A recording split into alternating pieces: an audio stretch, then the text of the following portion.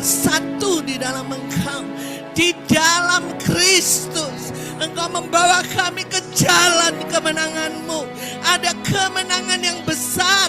Kami tidak takut, khawatir, karena Engkau berfirman, tidak ada lagi reruntuhan, tidak ada lagi kegagalan, tidak ada lagi padang gurun, tidak ada lagi padang belantara. Yang ada Taman Eden, yang ada Taman Tuhan.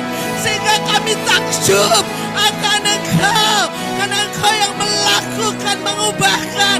Kami bersorak-sorai Tuhan, karena kami hidup hanya oleh karena firman. Tidak ada lagi reruntuhan, tidak ada lagi kegagalan, tidak ada lagi belalang pelahap. Oh, tidak ada lagi padang gurun, tidak ada lagi kesesakan. Engkau membawa kami ke jalan kemenangan-Mu.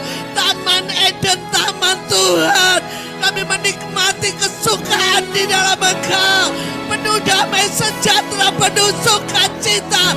Itulah bagian hidup kami, Tuhan. Terima kasih Tuhan. Itu yang terus kami deklarasi. Dunia bisa bilang bahwa dunia semakin gelap dan sulit. Tapi kami percaya kami bukan berasal dari dunia. Dunia tidak bisa menentukan nasib kami. Dunia tidak bisa menentukan masa depan kami. Karena kami bukan berasal dari dunia. Masa depan dan nasib kami ditentukan oleh surga. Karena kami berasal dari surga Tuhan. Maka itu ajar terus pola pikir kami diubahkan. Supaya kami tidak menaruhkan pengharapan kami kepada dunia. Dan kami tidak bergantung kepada dunia. Tapi kami menaruhkan pengharapan kami kepada Tuhan. Dan bergantung kepadamu. Karena Kau yang berkata orang yang menanti-nantikan Engkau. Engkau terus perbarui kekuatan kami setiap hari. Kami seperti burung Raja Wali Tuhan. Yang terus terbang di atas badai. Kami tidak pernah takut akan badai. Karena Kau sudah mencetak, mendestiny, membawa hidup kami untuk jauh terbang di atas badai. Badai tidak akan pernah menghancurkan kami. Terima kasih Tuhan, terima kasih. Hari ini kami terus rindu belajar firman kebenaran-Mu. Roh Kudus dengan roh hikmat dan wahyu terus menolong kami untuk mengerti dan membukakan, menyingkapkan, mewahyukan. Sehingga kebenaran yang akurat, yang memerdekakan kami, itu yang kami alami. Kami pulang dari setiap ibadah, kami mengalami perubahan yang transformatif Tuhan. Perubahan yang drastis dan dramatis, semakin serupa dengan Kristus. Sehingga orang-orang yang melihat kami, mereka melihat Yesus dalam hidup kami. Terima kasih Tuhan, sekali lagi kami serahkan waktu ini kepada Roh Kudus. Tolong kami, Kau bekerja di tengah-tengah kami. Pengurapan Tuhan, hikmat Tuhan terus terjadi di tengah-tengah kami. Urapi juga hamba-Mu, ambil alih supaya dia menyampaikan apa yang Kau sampaikan. Dan kami berdoa Tuhan supaya tanda-tanda mujizat-Mu menyertai. Yang sakit disembuhkan, yang terikat dilepaskan, yang letih lesu dibangkitkan. Berdoa juga Tuhan sepanjang firman Tuhan dibagikan. Nama Engkau ditinggikan dan dimuliakan. Segala puji, segala hormat, segala kemuliaan hanya bagi Tuhan. Di dalam nama Yesus kita katakan sama-sama. Amin. Beri tepuk tangan buat Allah kita. Silakan Bapak Ibu duduk kembali. Shalom Bapak Ibu. Hari ini kita gabungan ya, karena ada sesuatu hal tadi sudah disampaikan oleh pemimpin pujian. Bapak Ibu yang kekasih, saya merasa takjub dengan pekerjaan Tuhan yang luar biasa lewat anak-anak kita ya. Kita melihat anak-anak kita terus diberkati, diberikan hikmat, mereka berprestasi ya, mereka terus menjadi pintar, menjadi pengaruh di tengah-tengah sekolah. Di Sidean nari, saya berpikir ini orang Kupang nari jaipong ya. Ya, harusnya kan orang Sunda yang nari jaipong saudara. Tapi Tuhan buat perbedaan ini beda. Karena orang Kupangnya punya belas kasihan untuk orang Sunda. Amin. Ya, Kita melihat tidak ada kekakuan, saya melihat bagaimana Tuhan membawa dia untuk mewakili sekolahnya untuk bertanding, terus bertanding. Saudara, saya yakinlah bahwa setiap doa kita tuh nggak pernah Tuhan nggak jawab gitu, amin. Ya, saya kadang-kadang ajaib ya Tuhan. Jadi dulu waktu pertama mereka masih punya anak kecil-kecil nih, sorry ya, Eder ya. Valen, anak yang nomor pertama itu sakit-sakitan. Dan pada waktu dia sekolah, saudaraku, gurunya itu sudah angkat tangan. Saking mohon maaf nih, kasar, terlalu BODOH. Jadi udahlah, istilahnya gini, saya udah nggak bisa lagi lah mendidik anakmu gitu lah. Waktu itu saya ingat pernah bilang, Bu, gimana ya ini gini. Loh kamu ini mungkin kutuk ya Bu, gini-gini. Saya bilang, kamu nggak percaya firman Tuhan. Akhirnya saya bilang kita berdoa dan doakan setiap malam dia. Dan puji Tuhan, hari ini dia mewakili sekolahnya di tingkat yang lebih tinggi untuk Olimpiade IPA. Saya nggak habis pikir saudara. Ada lagi itu anaknya Rania, yang apa namanya itu Mikael, si Opa ya kalau saya bilang. Anak Korea. Ya, ngomong aja susah saudara. Kalau nggak di ini nggak ngomong. Tapi luar biasa. Dia bisa main drama saudara. Drama itu kan banyak omong saudara. Dulu orang tuanya sudah mulai, aduh gimana ya anak saya ini. Valen itu saudara bukan hanya pinter Olimpiade IPA. Tapi telling story, dia udah juara terus. Bahasa Inggris. Saudara kita doakan anak-anak kita ya, amin. Ya, gak ada mustahil, amin. Jangan lihat data, jangan lihat fakta. Kita lihat firman. Anak-anak muda kita makin banyak yang berpengaruh. Cum laude apapun, mereka punya sesuatu yang berbeda, amin. Ya, dan semakin saya kagum dan hormat sama Tuhan. Jadi kalau saya dengar, Bu anak saya begini, saya selalu bilang, oh Allah yang sama yang sudah mengerjakan ke si A, si B, ke si D, itu yang mengerjakan buatmu. Amin. Jangan biarkan pola pikir kita didistrak oleh Tuhan. Sehingga kita terlalu fokus kepada masalah. Betul gak? Data, fakta, kenapa ya? Terus imajinasikan, saya selalu imajinasikan saudara kalau doain anak-anak model apapun, anak muda. Oh nanti dia jadi gubernur, oh nanti jadi bupati, oh nanti dia jadi peneliti, oh nanti dia jadi guru yang luar biasa, oh nanti dia penerima Nobel, oh nanti ini, oh mungkin aduh mbak mimpi biarin. Betul gak saudara? Kenapa? Karena Abraham, saudaraku. Pada waktu Tuhan bilang, Abraham kau akan menjadi bapak segala bangsa. Keturunanmu seperti pasir di lautan. Dia gak masuk di otaknya, betul gak? Mana? Istri saya mandul dan sampai Tuhan bawa dia lihat bintang di langit. Itu artinya Tuhan melatih imajinasi Abraham supaya dia tidak melihat fakta, betul? Lihat bintang di langit. Hitung. Demikianlah keturunanmu. Imajinasi ini ada kuasa saudara. Kalau engkau imajinasikan anakmu, paling begini dia gak akan bisa ke perguruan tinggi. Aduh begini begona terjadi, betul? Karena lewat imajinasi Tuhan berikan penglihatan-penglihatan surga, betul? Dan itu pasti terjadi. Ya hari ini sungguh dihiburkan. Dan saya percaya akan terjadi, kita akan mendengar. Ya hari demi hari ke depan. Anak-anak kita. Amin. Yang dulunya, waduh dulu nakal sekali. Aduh gini-gini. Satu ketika dia bisa bilang. Ya Tuhan yang menjawab. Amin.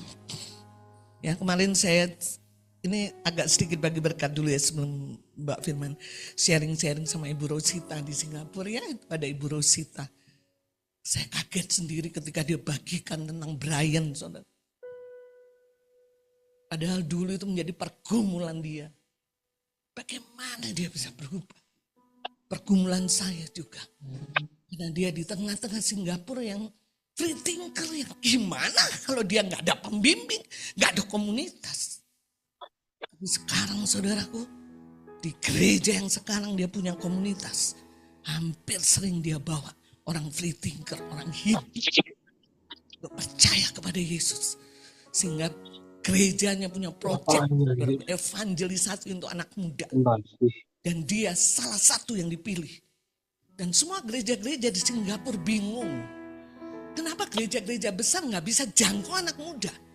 Tetapi gereja ini yang kecil, gerejanya hampir sama dengan kita.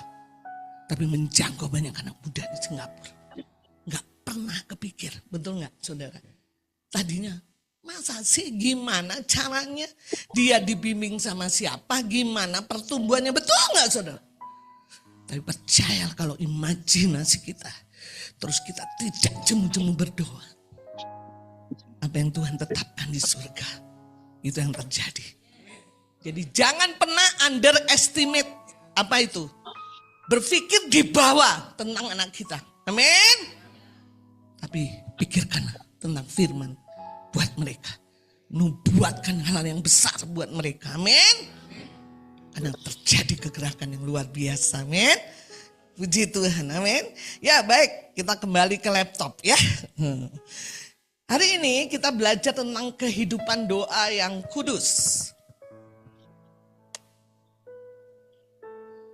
Saudara, waktu saya siapkan ini, aduh Tuhan, apalagi yang saya harus sampaikan. Karena kadang-kadang tentang doa ini dari saudara bayi rohani lahir baru sudah diajarin. Betul nggak saudara? Sampai saudara bertumbuh berapa tahun sudah terlalu sering mendengar pengajaran tentang doa. Dan hari ini kita harus belajar lagi tentang kehidupan doa yang kudus. Saya berpikir Tuhan apalagi yang saya harus sampaikan. Saya berdoa kepada Tuhan, saudaraku, saya selalu rindu supaya setiap firman yang dibagikan itu betul-betul hidup gitu ya. Karena saya jarang ketemu saudara seperti ini ya. Ketika firman dibagikan, saya rindu supaya Roh Kudus bekerja mencetak saudara lewat firman. Tuhan bilang begini, anakku, kau bagikan 1000 kali tentang doa. Kalau mereka tidak tercetak dalam doa, tidak menjadi kehidupan, tidak akan berguna. Betul nggak saudara? Betul nggak? Dan saya rindu sekali supaya sungguh hari ini betul-betul Tuhan mencetak saudara. Amin. Saudara yang kekasih, saya mau bertanya kepada saudara. Saudara itu percaya nggak kalau saudara itu adalah orang yang rapuh tanpa Tuhan? Benar? Saudara dan saya ini orang yang sebenarnya itu rapuh tanpa Tuhan. Mau saudara S3, mau saudara doktor, mau saudara orang kaya, mau saudara orang berpendidikan yang tinggi. Sebenarnya manusia kita ini adalah orang yang paling rapuh. Betul nggak saudara? Tubuh kita, jiwa kita, roh kita, betul? Saudara, tanpa Tuhan, kita ini orang yang paling rapuh saudara. Sampai Tuhan bicara bahwa mengumpamakan gitu bahwa saudara dan saya itu seperti bejana tanah liat. Saudara tahu bejana tanah liat, kemarin Santi kasih sama saya gudeg, aduh enak ya. Gudeg Suharti pakai kandil tahu ya. Itulah bejana tanah liat, betul? Gerabah, betul? Kandil. Itu ya, kalau saya itu orang keramik, saudaraku, gerabah itu adalah bahan bakunya tanah liat, lempung saudara. Dibikin jadi gerabah. Jadi bejana tanah liat dan tidak dibakar terlalu tinggi. Jadi dia dibakar dengan bakaran rendah. Artinya karena dibakar dengan bakaran rendah, si kekuatan gerabah ini, tanah liat ini sangat-sangat lemah. Makanya kalau saudara lempar aja sedikit pecah, betul nggak? Jadi kalau di kami saudaraku untuk mengetes yang namanya piring yang terdiri dari ada porselen, ada gerabah, saudaraku yang merah itu kayak kandil gitu, yang putih kayak porselen, kayak piring, kayak mangkok gitu ya saudara. Itu di kantor saya itu dites ketahanannya terhadap apa? Terhadap pukulan saudara. Ya, jadi kalau dikasih bandul gitu saudara, kemudian teng gitu ya. Jadi kalau dia bakarannya tinggi, kayak porselen itu bebannya juga semakin tinggi. Dicek apakah dia tahan pukulan enggak, sehingga tidak gampang pecah, betul? Ada standarnya. Kalau lulus berarti lolos sesuai dengan standar nasional Indonesia. Boleh diperdagangkan. Tapi kalau nggak lolos, pabriknya harus bikin ulang sampai tahan pukulan itu memenuhi standar. Ya. Nah saudara, jadi barang itu cepat pecah atau enggak tergantung pukulannya, betul nggak? Betul nggak saudara? Nah saudara dan saya ini, kata Tuhan firman-Nya, kita ini diumpamakan bejana. Apa saudara? Tanah liat. Jadi kenapa saya bilang bahwa saudara dan saya ini rapuh? Karena saudara itu nggak pernah tahan sama pukulan, betul nggak? Ngerti nggak? Karena yang paling rendah kualitasnya itu adalah tanah liat, gerabah. Semakin kuat, nggak usah gede pukulannya. Pukulan kecil aja kalau saudara coba pecah pas, betul? Kita lihat firman-Nya dulu deh supaya dibilang Mbak Yusni ngarang. 2 Korintus 4 ayat yang ke-7, silakan kita buka.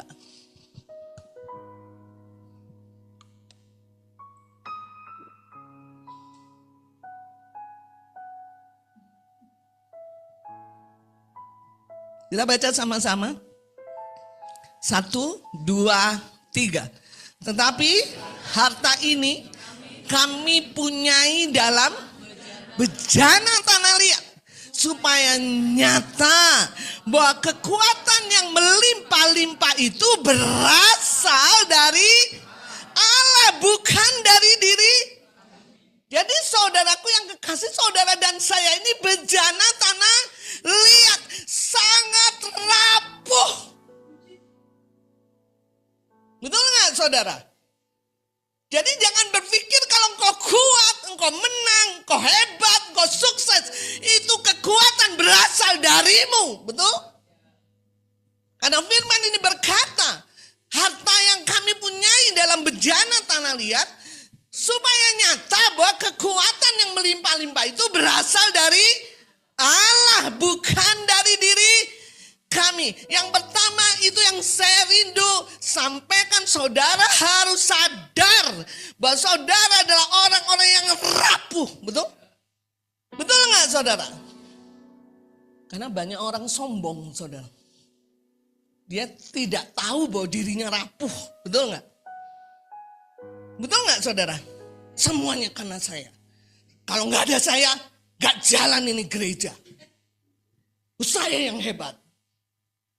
Saudara, orang kayak gitu, saya bilang nih, orangnya amnesia. Betul nggak? Apa itu amnesia? Lupa diri. Betul nggak saudara? Padahal seharusnya dia itu adalah bejana tanah liat. Dia rapuh, betul nggak? Tapi dia lupa diri saudaraku. Dipikirnya semuanya karena dia kekuatannya. Maka itu saudaraku, orang sombong itu sebenarnya orang yang sedang sakit amnesia. Setuju dengan saya? Ngomong dong sebelahnya, jangan sombong ya. Amin. Betul. Saya ingin kasih tahu saudara. Kenapa dia lupa diri? Kenapa dia lupa diri? Karena dia melupakan Allah. Betul? Karena dia lupakan Allah, dia jadi lupa diri. Akhirnya sombong. Dia nggak ngerti bahwa dirinya adalah rapuh. Dia bejana tanah liat. Pukulan sedikit aja membuat dia pecah. Membuat dia hancur. Dia tidak bisa hidup tanpa Tuhan. Doa adalah kesadaran butuh Tuhan. Betul? Yes? Karena kita tanah liat saudara. Makanya jangan iri sama orang sombong. Ngerti nggak saudara? Aduh, dia bilang gini-gini, aku juga bisa. Saudara kena ketularan penyakit amnesia. Betul? Saudara harus merasakan, aku orang yang rapuh. Aku bejana tanah liat. Aku tidak bisa hidup tanpa Tuhan. Aku butuh Tuhan. Betul? Anak-anak muda, engkau butuh Tuhan. Tapi seringkali anak muda gak sadar, betul? Seringkali amnesia. Orang yang gak mengerti dirinya di dalam Tuhan, orang yang sombong. Dan orang sombong seringkali tidak butuh Tuhan. Saya bisa bilang begini enggak saudara? Merupakan hak istimewa dan kehormatan kalau kita boleh terhubung dengan Tuhan. Saudara setuju dengan saya? Merupakan hak istimewa dan kehormatan kalau saya terhubung dengan Tuhan. Kalau enggak, hancur saudara. Sehebat engkau pun, betul enggak? Kau punya gelar 5 gelar. Kau punya kekayaan triliunan.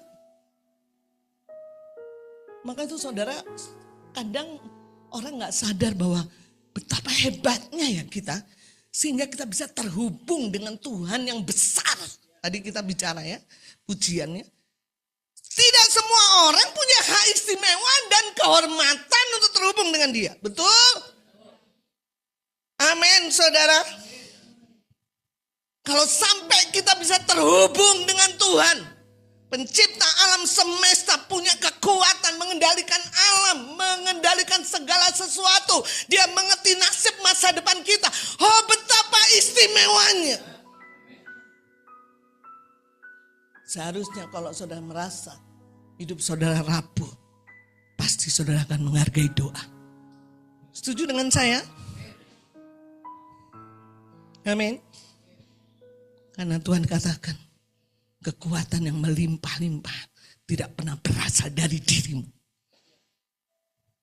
Tapi semuanya dari Allah. Amin saudara. Saya rindu sadarkan saudara. Supaya saudara mengerti siapa diri saudara di hadapan Tuhan. Jangan kita menjadi sombong. Mbak, saya gak pernah sombong sih. Saya mah gak pernah ngomong gini-gini. Ketika satu hari kau tidak berdoa. Kau hanya doa makan. Terima kasih Tuhan Yesus. Untuk makanan ini ada rempeyek, ada ini, terima kasih. Makan siang, terima kasih Tuhan, ada karedok, ada ini, terima kasih. Makan malam, terima kasih Tuhan, agak meningkat sedikit, ada ayam goreng, terima kasih. Kau orang yang sombong, betul gak? Karena hari-harimu tidak kau berikan waktu untuk terhubung dengan dia. Saya mau sampaikan aja kesadaran itu. Kalau saudara pernah sering dengar tentang doa, betul gak? Tapi kalau saudara menyadari hidup saudara rapuh, pagi-pagi saudara sudah bilang, Tuhan aku gak ngerti saya bangun tidur ini dipukul sama siapa, betul gak? Kan pakai pukulan saudara. Saya bisa hancur Tuhan. Saya bisa retak Tuhan. Saya bisa pecah Tuhan. Tuhan aku mau terhubung dengan Engkau. Terima kasih Engkau berikan hak istimewa. Terima kasih Engkau berikan kehormatan. Saya terhubung Yesus. Suaramu saudara itu menyalurkan energi kekuatan buatmu. Amin. Orang seperti itu, dia bukan orang yang sombong. Jadi orang yang sombong, orang yang tidak pernah berdoa. Saudara setuju dengan saya? Setuju dengan saya? Jadi saudaraku, seharusnya kita bangga. Kita terhubung dengan Tuhan yang dahsyat, yang pasti memberikan solusi. Amin. Kalau saudara datang kepada A, B, C, D, pengetahuan segala macam, belum tentu. Tapi kalau saudara datang kepada Tuhan, penciptamu, pasti dia memberikan solusi yang akurat. Saya kadang-kadang nangis sendiri saudara. Kenapa? Tuhan, luar biasanya saya bisa terhubung dengan Engkau. Orang aja di dunia cari orang dalam, betul nggak? Mau kerja di BCA, ada ordal, betul saudara? Ada koneksi. Kamu saudaranya Jokowi, tapi saya nggak perlu orang dalam. Tapi saya ketemu dengan sumbernya. Amin. Langsung, nggak pakai izin sama satpam. 24 jam. Tuhan bilang, anakku, aku selalu available, selalu tersedia buatmu. Kau mau panggil aku kapanpun, aku ada. Dahsyat enggak saudara? Saya rindu sekali saudara mengerti itulah kebutuhan kita yang utama. Ada akhir zaman ini saudaraku, iblis hancurkan satu kebutuhan akan Tuhan. Dia ganti dengan gadget, dia ganti dengan kesukaan, dia ganti dengan masalah. Betul nggak? Saudara, kadang masalah membuat kita tidak butuh dengan Tuhan.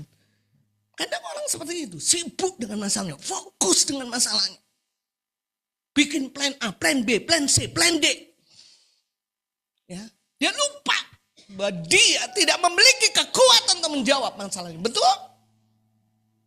Dia harus terhubung. Maka itu saudaraku, Tuhan ingatkan, kita lihat di 1 Petrus 4 ayat yang ke-7.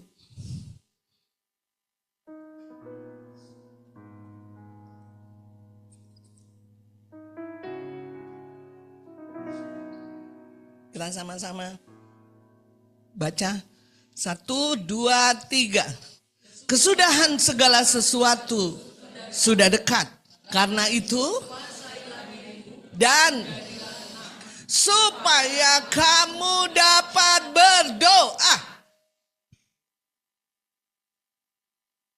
Paulus bilang begini di ayat ini. Udah gak usah pusing dengan segala macam. Kau mungkin punya big problem katanya. Ya, bahasa Inggrisnya saudara. Masalah yang besar atau super big, the biggest problem yang paling besar. Udah, kamu gak usah pusing katanya dia. Udah aja, usahakan dirimu, kuasai dirimu, jadi tenang. Supaya apa? Kamu dapat berdoa. Artinya saudaraku, Paulus menjamin untuk semua problemmu, masalahmu yang super besar sekalipun, hanya bisa dijawab oleh karena doa. Amin, saudara. Kalau saya bisa terangkan ayat ini begitu. Jadi istilahnya begini, gak usah pusing, gak usah pakai kekuatanmu, gak usah kau pusing dengan ini itu. Udah kuasai dirimu, jadi tenang supaya kamu dapat terhubung. Itu berarti begini, udah urusanmu taruh, biar dia yang ambil urusanmu. Kan begitu saudara. Ngerti gak saudara? Seringkali kan urusan kita bawa-bawa saudara. Betul? Kuasanya aja dirimu, kamu terhubung aja.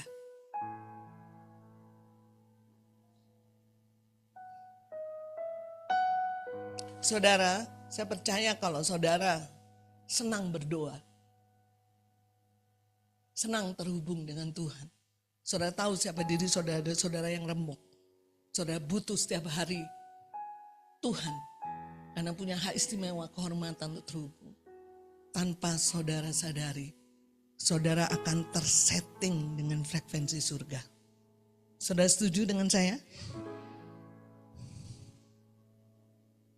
Kenapa sih banyak orang udah ikut Tuhan 30 tahun, 40 tahun.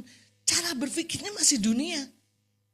Karena pikirannya gak tersenting dengan frekuensi surga. Mungkin ada orang yang baru seminggu, 2 minggu, sebulan, 2 bulan. Tapi karena dia rindu, dia butuh Tuhan, dia berdoa terus, dia terhubung terus. Tanpa dia sadari, luar biasa ya cara berpikirnya ya. Dahsyat ya. Kenapa? Saudara tidak bisa mengubah pola pikirmu tanpa saudara tersetting dengan frekuensi surga lewat doa. Nanti ya. Makanya orang yang berdoa, yang senang berdoa, senang menyembah Tuhan, saudaraku, jangan heran. Dia tersetting. Tuhan itu menyeting frekuensi pikiran kita itu dengan surga. Ya. Jadi cara berpikir kita, pandangan kita, itu udah frekuensinya udah surga, saudara. Amin. Pendeta juga banyak yang nggak tersetting dengan frekuensi surga. Betul nggak, saudara? Status kita tidak menunjukkan kita punya frekuensi dengan surga. Betul nggak? Tetapi kehidupan doa membuat posisimu berbeda. Yes? Orang mungkin nggak tahu. Ya, orang yang sering tampil tidak bisa menunjukkan posisi dia. Betul? Amin nggak, saudara? Tapi mungkin orang nggak tahu. Saudara menangis di kamar. Saudara melakukan itu. Orang nggak tahu. Makanya banyak orang tidak suka jadi pendoa syafaat, saudara. Tapi senangnya jadi pengkhotbah. Betul nggak? Pemimpin pujian. Karena dunia memang cetak seneng yang tampil-tampil. Padahal apapun itu, bukan berarti yang tampil nggak sefrekuensi, saudara. Tetapi kau tersetting dengan frekuensi surga, itu tergantung seberapa engkau terhubung dengan dia. Amin. Amin, saudara. Baik, saudara. Kita rindu supaya kita hidup di dalam kehidupan doa bukan karena paksaan. Betul? Anak muda bukan karena paksaan. Ayo doa, jangan nyungsung ini. Orang tua ngomel, A, B, C, D. Tapi kita ngerti, aduh Tuhan, saya orang yang rapuh, anak muda yang rapuh. Aku butuh Tuhan. Tapi aku bersyukur ada kehormatan istimewa untuk datang sama Tuhan. Jadi doa bukan lagi kewajiban. Tapi doa menjadi kebutuhan. Amin. Semakin saudara berdoa, semakin tanda saudara bergantung dengan Tuhan. Betul? Kebergantungan dengan Tuhan itu membedakan saudara, posisi saudara dengan yang lain. Semakin saudara bergantung dengan Tuhan, semakin saudara mengandalkan Tuhan, semakin besar kuasa Tuhan bekerja. Betul? Ngerti enggak? Itu pola Tuhan, saudara. Kalau kau kerjakan aja itu, kau pasti dipakai besar. Kau pasti ngalami terobosan, kau pasti ngalami mujizat. Amin. Tapi seringkali iblis merusak kita butuh Tuhan. Lewat banyak hal kita gak perlu butuh Tuhan. Saya bisa ini, saya bisa ini. Kita jadi amnesia, ya kan? Lupa diri gitu kalau kita ini bejana tanah liat. Kita merasa kita kuat, kita nggak lagi bergantung sama Tuhan, kita lagi nggak ngandalin Tuhan. Saya punya pengalaman kok, dulu saya begini, saya bisa begini, betul nggak? Hati-hati saudara, orang yang punya pengalaman dan sudah makan asam garam, seringkali tidak bergantung dengan Tuhan. Biasanya kalau anak begini harus dibeginiin, biasanya kalau begini kayak begini. Saudara, kalau engkau tidak bergantung, kebergantungan kepada Tuhan seberapa besar, itu mengakibatkan seberapa besar kuasa Tuhan bekerja atas hidup. Amin, saudara. Nah, saya mau bagikan lagi, karena judulnya adalah kehidupan doa yang kudus, saudara ya. Nah, saya rindu supaya kita ini mengalami doa yang penuh kuasa. Waktu saya berdoa banyak dengan Tuhan, Tuhan bilang sama saya seperti ini, anakku, kamu akan lihat hari-hari ini doamu gak biasa-biasa lagi. Doa jemaat tidak lagi biasa-biasa. Oh saya senang, oh betul Tuhan, setiap doamu penuh kuasa. Saya bilang, oh thank you God, benar Tuhan. Kami banyak sekali menghadapi orang-orang yang kesusahan. Kau bisa berdoa dan doamu penuh kuasa. Amin. Tuhan ingin doa kita penuh kuasa. Amin. Kita lihat Yakobus 5.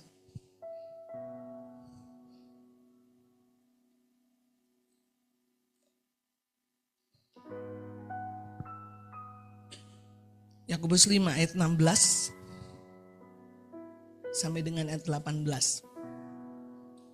Saya akan bacakan buat saudara ya. Karena itu hendaklah kamu saling mengaku dosamu dan saling mendoakan supaya kamu sembuh. doa orang yang benar, bila dengan yakin didoakan, sangat besar kuasanya. Ayat 17, Elia adalah manusia biasa sama seperti kita. Dan ia telah bersungguh-sungguh berdoa supaya hujan jangan turun. Dan hujan pun tidak turun di bumi selama 3 tahun dan 6 bulan.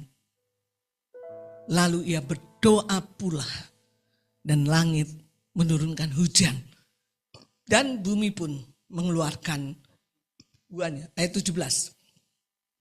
Saudara, saya ingin menggarisbawahi, Elia adalah manusia biasa sama seperti kita.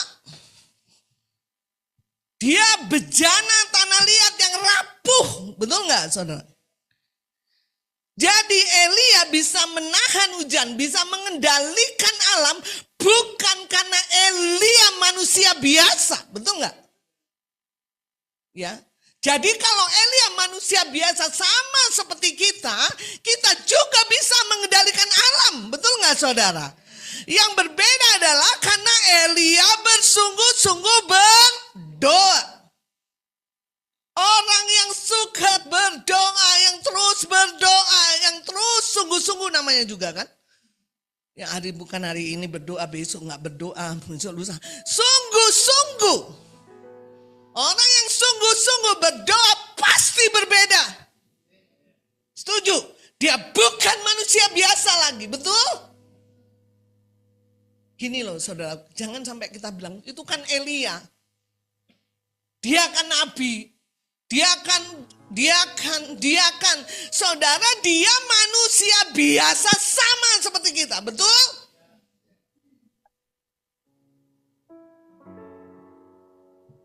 Ada banyak sekarang model, saudara, kesembuhan orang lari ke hamba Tuhan. Yang suka nyembuhin ya, sampai ke Kalimantan kemana. Jadi kayak tabib gitu, saudara. Padahal saudaraku, dia manusia biasa, kita manusia biasa, betul nggak? Yang membuat berbeda, Elia sungguh-sungguh berdoa. Saudara, berdoa dengan berdoa sungguh-sungguh berbeda. Betul? Nanti saya akan jelaskan. Saya mau garis bawahi. Apa yang dialami Elia sama kita bisa alami.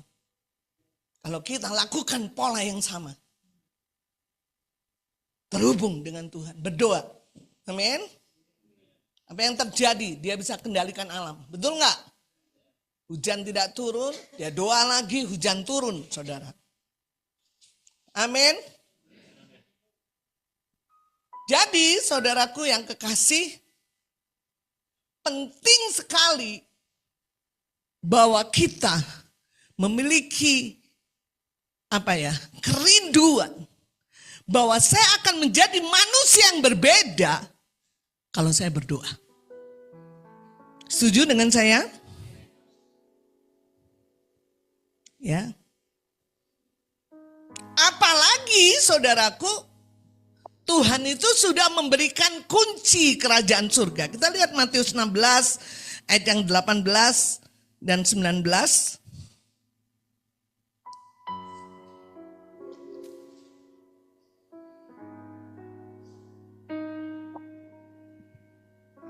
Matius 16 ayat 18 dan 19. Saya akan bacakan juga ya. Dan aku pun berkata kepadamu, engkau adalah Petrus. Dan di atas batu karang ini aku akan mendirikan jemaatku. Dan alam maut tidak akan menguasainya. Ayat 19. Kepadamu, siapa? Gereja. Siapa gereja? Saudara dan saya. Betul nggak? Kepadamu, Pak Medi, Teguh, Bumian, Pak Gun. Ku berikan, siapa aku di sini? Yesus, ya kan? Ku berikan kunci kerajaan surga. Kuncinya sekarang ada di mana? Kuncinya sudah di mana? Saudara dan saya, betul nggak? Saudara sekarang nggak boleh, harus punya kunci, betul nggak? Karena Tuhan katakan kepadamu akan ku berikan kunci kerajaan surga. Apa yang kau ikat di dunia akan terikat di surga, dan apa yang kau lepaskan di dunia akan terlepas di surga. Luar biasa saudara. Kunci kerajaan surga ini bahasa Yunaninya adalah kleis. Ya, karena saya sekolah teologi jadi ahli bahasa Yunani. Kleis itu apa artinya? Simbol. Simbol otoritas, simbol kuasa atas segala sesuatu. Dahsyat enggak saudara? Jadi Pak Medi punya otoritas kuasa dalam segala sesuatu. Yes. Lewat apa? Kunci. Betul? Di mana kuncinya? Di saya. Ngerti nggak saudara? Banyak orang nggak sadar anak Tuhan bahwa dia punya kunci. Dengan kunci kau bisa menghadirkan kerajaan surga. Dan kau bisa kendalikan alam. Betul? Amin. Jadi jangan nangisi fakta dan data. Aduh kenapa ya kok begini kemini. Oh itu orang yang gak ngerti bahwa dirinya punya kunci. Jangan kau mengasihani dirimu. Betul gak? Kenapa saya gak beda dengan orang lain? Kenapa saya punya masalah 1, 2, 3. Dia masalahnya cuma 1. Jangan pernah. Karena setiap kita Tuhan berikan otoritas. Apa itu? Kunci. Saya ingin membuat saudara sadar. Amin. Ketika kunci itu kau gunakan, kau punya kuasa. Apa yang kau ikat di bumi, terikat di surga. Ini bukan dongeng saudara. Amin. Apa yang kau lepaskan. Aku lepaskan masa depan yang gilang gemilang kepada anakku. Tidak ada lagi kebodohan. Betul gak saudara? Kuasa itu akan terjadi. Aku lepaskan berkat kepada suamiku, kepada istriku. Betul nggak saudara? Seringkali kunci itu disimpan saja. Ya, anak-anak muda pakai kunci itu untuk menghancurkan pekerjaan roh jahat. Amin. Supaya doa kita berkuasa. Ya. Nia, ya kemarin kapan itu? Aduh ibu, saya udah SMA. Mohon maaf ya. Saya tidak mens-mens. Kayak gimana nih saya mau mahasiswa. Hari Jumat kami PA. Nih ayo ibu berdoa buat kamu. Saudara itu pasti ada sesuatu lah. Kalau sampai udah gede gitu gak menstruasi ya. Kalau orang perempuan ya. Kamu percaya. Sederhana doanya. Tapi bukan masalah doanya, saudara. Tapi masalah saya ngerti, saya punya kunci. Betul nggak? Kalau kau doa nggak ada pengertian seperti itu. Doanya biasa, betul nggak? Nggak menghasilkan impact. Tapi karena aku punya kunci. Tidak ada yang mustahil bagi Tuhan. Apa yang aku ikat, bukan suruh si Bang Leo dulu doain dia. Aku, betul nggak saudara? Seringkali kita cari hamba Tuhan besar karena dia, saudara berpikir hamba Tuhan besar, kuasanya besar. Saudara punya kunci, saudara punya kuasa besar.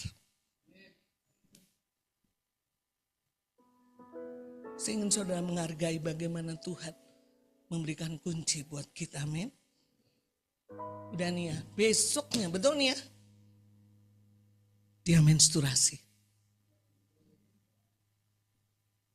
Untuk itulah dia semakin mengerti bahwa Tuhan Yesus itu real.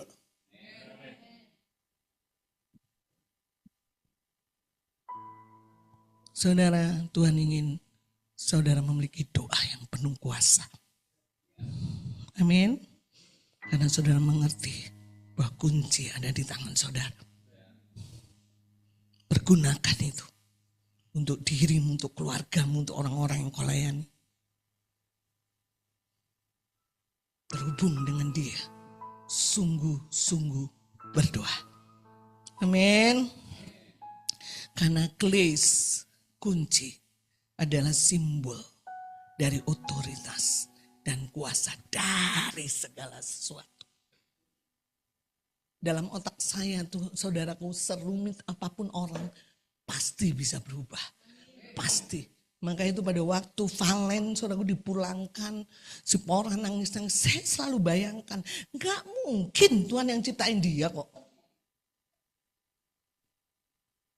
Orang-orang yang mengerti jati dirinya, yang mengerti menggunakan kunci, kau akan mengalami alam yang berbeda.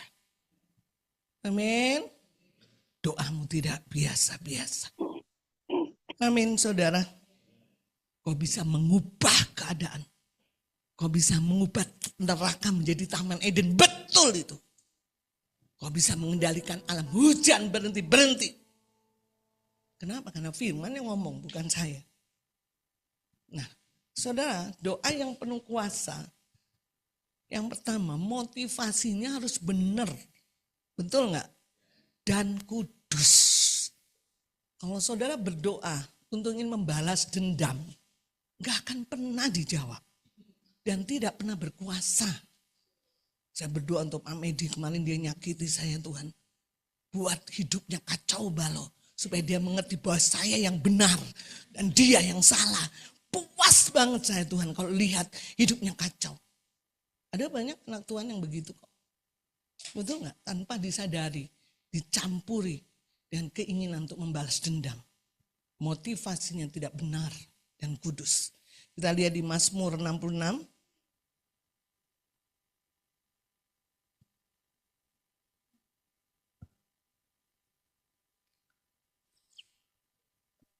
Mazmur 66 ayat 18.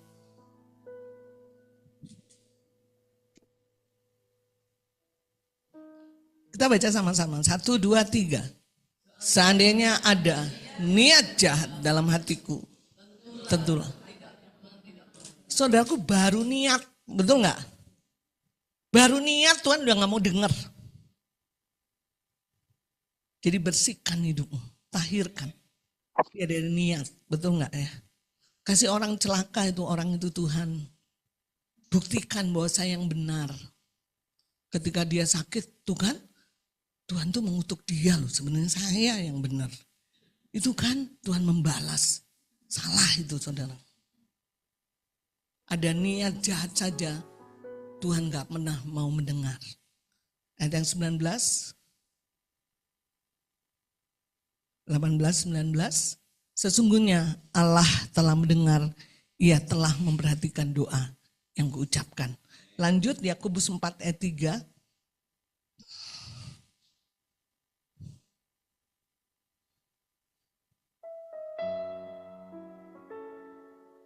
Atau kamu berdoa juga, tetapi kamu tidak menerima apa-apa. Karena kamu salah berdoa. Sebab yang kamu minta itu hendak kamu habiskan untuk memuaskan hawa nafsu. Tuhan, aku berdoa, berikanlah kekayaan bagiku. Supaya tetanggaku tahu bahwa aku disertai Tuhan. Padahal pengen kaya saudara. Kalau saya miskin, dia tidak tahu bahwa saya disertai oleh Engkau Tuhan. Berikanlah kekayaan. Salah berdoa. Maka itu bicara doa, suatu itu bicara hati. Ya kan? Doa yang penuh kuasa, bicara kekudusan dalam hati. Dari niat saja, Tuhan sudah gak mau dengar. Bagaimana Tuhan jawab. Yang kedua, biarlah kita tidak memuaskan untuk hawa nafsu. Ya. Kalau saya begini Tuhan, orang pasti banyak yang percaya kepada Yesus. Coba kalau kehidupan saya enak gitu-gitu, orang pasti percaya sama Yesus Tuhan. Motivasinya udah gak benar, saudara. Matius 6 ayat 6 sampai 7.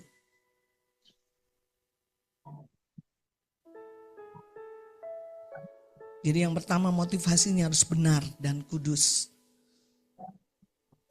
Saya akan bacakan, tetapi jika engkau berdoa, masuklah ke dalam kamarmu, tutuplah pintu, dan berdoalah kepada Bapamu yang ada di tempat tersembunyi. Maka Bapamu yang melihat yang tersembunyi akan membalasnya kepadamu. Ayat yang ke-7. Lagi pula dalam doamu itu janganlah kamu bertele-tele seperti kebiasaan orang yang tidak mengenal Allah. Mereka menyangka bahwa karena banyaknya kata-kata doanya akan dikabulkan. Ya. Tadi saudaraku dikatakan bahwa doa itu adalah mengalir dari hati yang terdalam. masuk kamar Bapamu yang tersembunyi. Kau secret place, punya tempat khusus. Enggak mungkin saudara kita hanya doa semenit 2 menit, tapi harus doa yang khusus dengan Tuhan. Ada tempat khusus karena Bapamu masuk kamar berdoa, bicara tentang ada satu tempat rahasia bersama dengan Tuhan. Dan kenapa? Karena doa itu lahir daripada hati yang terdalam, betul? Ya, kita curahkan isi hati kita. Dan Tuhan katakan lagi pula dalam doamu, jangan kamu bertele-tele. Saudara, orang yang bertele-tele itu gak jelas gitu, muter-muter ya. Saudara ya. Kata-katanya itu gak ada iman gitu, mengasihani diri sendiri. Tuhan, tolong saya Tuhan, saya gini Tuhan, saya begini Tuhan, saya begini. Terus saja mengasihani diri. Ya. Gak ada kata-kata iman.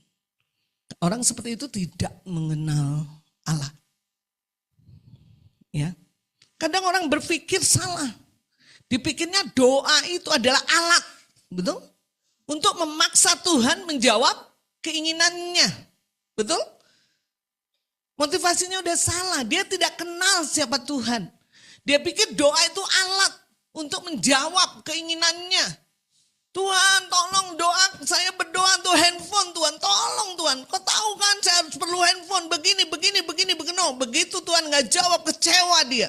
Karena dia berpikir doa itu alat untuk memaksa Tuhan untuk menjawab keinginannya.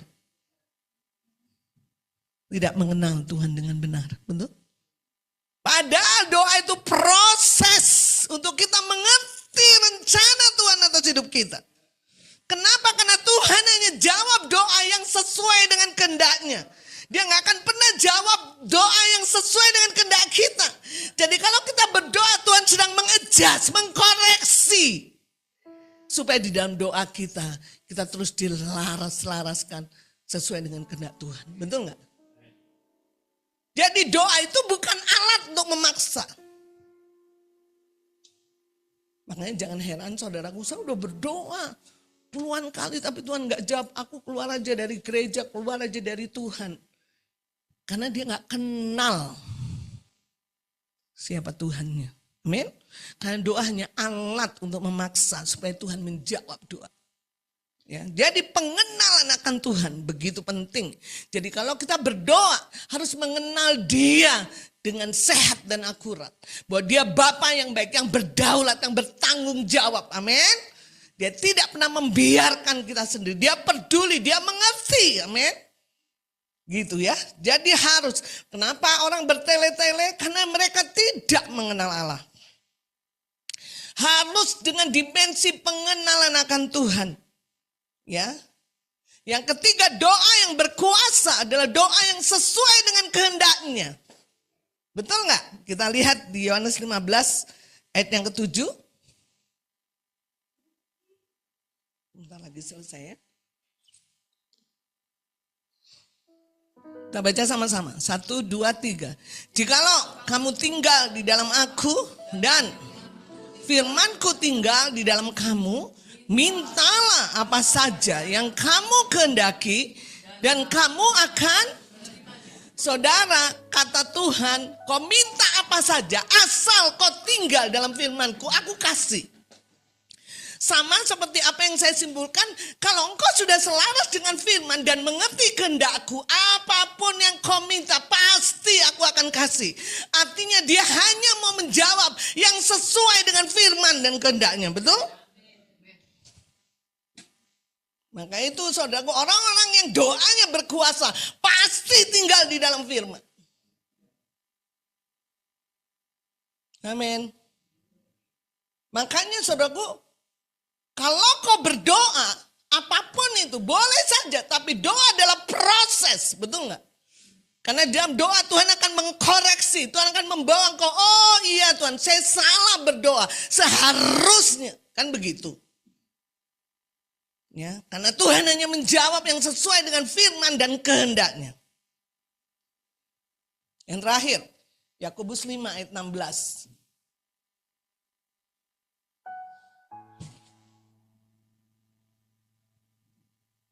Yakobus 5 ayat yang ke-16. Kita sama-sama Bacakan 1, 2, 3. Karena itu hendaklah kamu saling mengaku dosamu dan saling mendoakan supaya kamu sembuh. Doa orang yang benar bila dengan yakin didoakan sangat besar kuasanya. Saudara, doa yang benar, yang kudus, yang berkuasa adalah tidak menyimpan dosa. Amin. Kalau di dalam hatimu masih ada iri hati segala macam, bereskan dulu dengan Tuhan. Karena itu sebenarnya penyumbat, penghalang untuk kau mengalami doa yang penuh kuasa. Artinya pastikan hatimu tahir. Daily devotion, renungan harian tiap hari bicara. Hati-hati dengan pikiran, betul? Hati-hati dengan tindakan, hati-hati dengan emosi. Karena Tuhan mau di akhir zaman ini setiap kita betul-betul memiliki doa yang penuh kuasa. Sehingga kalau ada tetanggamu bilang, aduh ibu boleh nggak saya doa, boleh nggak tuh ibu doain saya. Saudara, doa kita penuh kuasa. Amin. Orang akan melihat, luar biasa ya, doanya penuh kuasa. Orang-orang dunia mengakui bahwa kita punya kuasa. Saudara yang kekasih, saya sangat merindukan doa-doa kita penuh kuasa. Even itu doanya anak sekolah minggu. Saya berdoa. Mungkin anak sekolah minggu cuma bilang begini, Tuhan berkati orang tuaku penuh kuasa. Amin. Kok anak-anak muda, doamu penuh kuasa. Karena sebuah kehormatan, hak istimewa, kau terhubung dengan Raja, segala Raja. Amin. Dan kalau engkau sadar bahwa engkau adalah bejana tanah liat, kau pasti rindu berdoa setiap hari. Amin. Kau tidak menjadi orang yang sombong dan amnesia. Orang amnesia, orang yang tidak pernah berdoa setiap hari. Sombong. Dia pikir kekuatan dia sanggup menyelesaikan. Padahal gampang sekali hidupnya. Dihancurkan. Saudara lihat pukulan akhir zaman ini sangat kuat. Saudara lihat ada banyak mahasiswa bunuh diri. Betul gak saudara? Sudah cum laude, sudah ini bunuh diri. Saudara lihat ada banyak orang yang mengalami disorder, mental disorder dan segala. Kenapa? Karena pukulan, betul gak saudara? Pukulan yang begitu kuat akhir zaman. Tapi percayalah kau punya hak istimewa. Kehormatan untuk terhubung dengan Raja, segala Raja. Tidak perlu cari orang dalam, tidak perlu cari hamba Tuhan yang besar. Tapi engkau punya kunci untuk masuk dan mendesak Tuhan. Dan engkau mengalami kuasa. Amin. Mari kita bangkit berdiri.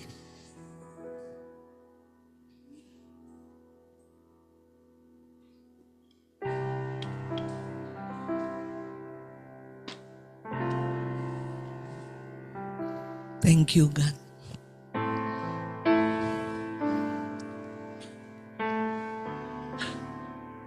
Kami mau bangun hidup kami Tuhan dengan doa.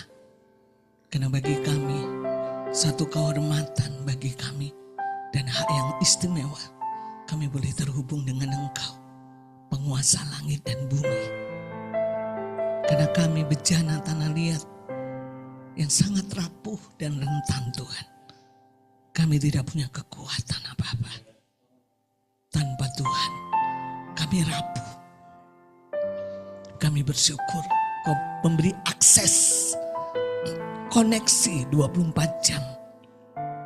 Engkau selalu tersedia buat kami untuk berseru, untuk bertanya, untuk mengeluh dalam seluruh pergumulan hidup kami. Dan kami pasti yakin Engkaulah pemberi solusi yang tepat dalam hidup kami.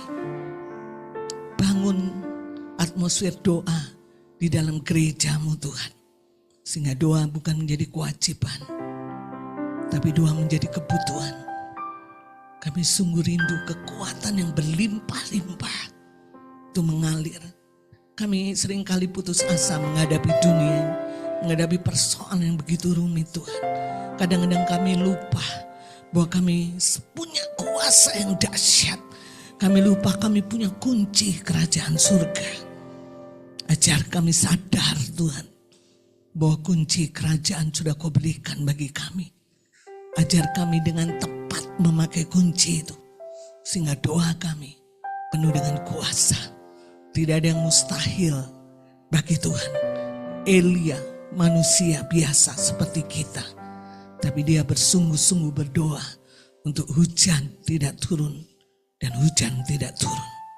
Sama kita manusia biasa.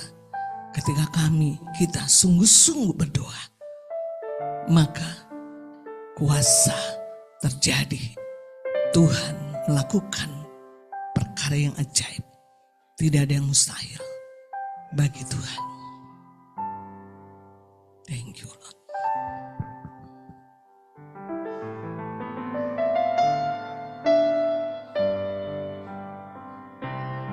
Engkaulah jawaban.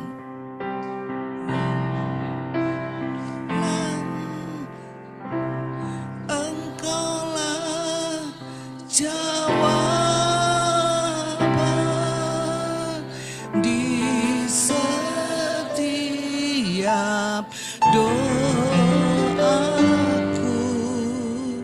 saat ku menyembah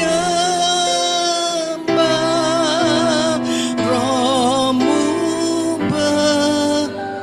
Engkaulah jawaban, Engkaulah jawaban. Deklarasi saudaraku. Setiap doaku saat ku menyembah Roh-Mu.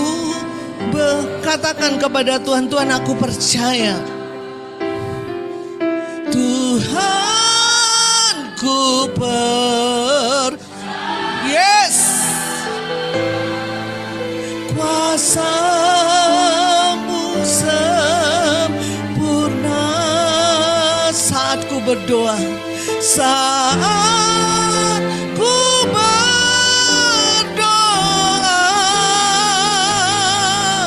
kuasa-Mu Tuhan ku percaya. Tuhan ku percaya. Kuasa-Mu deklarasi saudaraku. Apa yang kau pikirkan sampaikan kepada Tuhan. Dan percayalah ketika kau berdoa kuasa Tuhan bekerja. Kuasa-Mu kepada Tuhan katakan Engkaulah jawaban.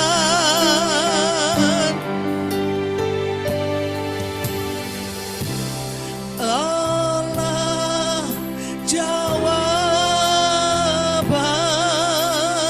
di setiap doaku saat ku menyembah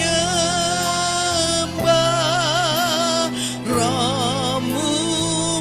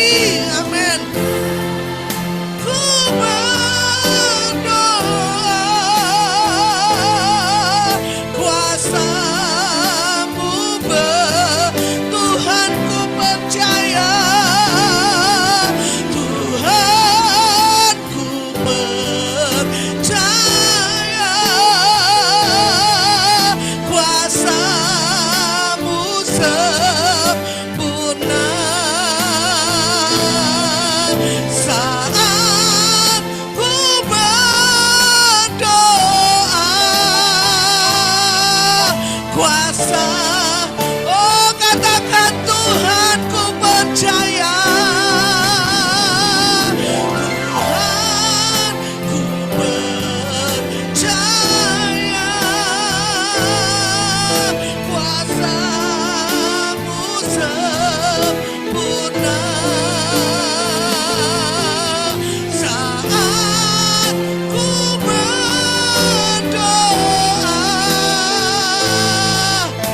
Sekali lagi deklarasi, oh Tuhan ku percaya. Tuhan ku percaya. Kuasa-Mu sempurna.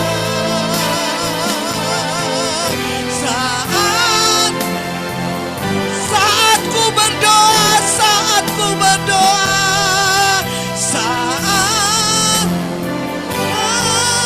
Saat ku berdoa, saat ku berdoa, kuasa-Mu bekerja, kuasa-Mu bekerja,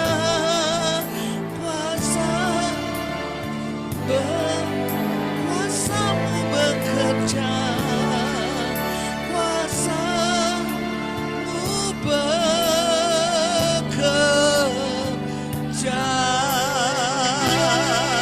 Yes, itu yang kami percaya terjadilah. Doa kami tidak jadi biasa-biasa, karena kami sadar kami punya kunci kerajaan surga. Apa yang kami ikat di bumi terikat di surga. Apa yang kami lepaskan di bumi terlepas di surga. Doa kami doa yang penuh kuasa. Terima kasih Tuhan, kami percaya. Mari angkat tangan kedua belah tanganmu. Terimalah berkat Tuhan. Kau orang yang istimewa, kau anak-anak yang istimewa di hadapan Tuhan. Dia tidak pernah meninggalkan engkau. Sangat peduli, sangat mengerti. Mungkin kau berpikir bahwa kenapa saya harus mengalami A, B, C, D, E.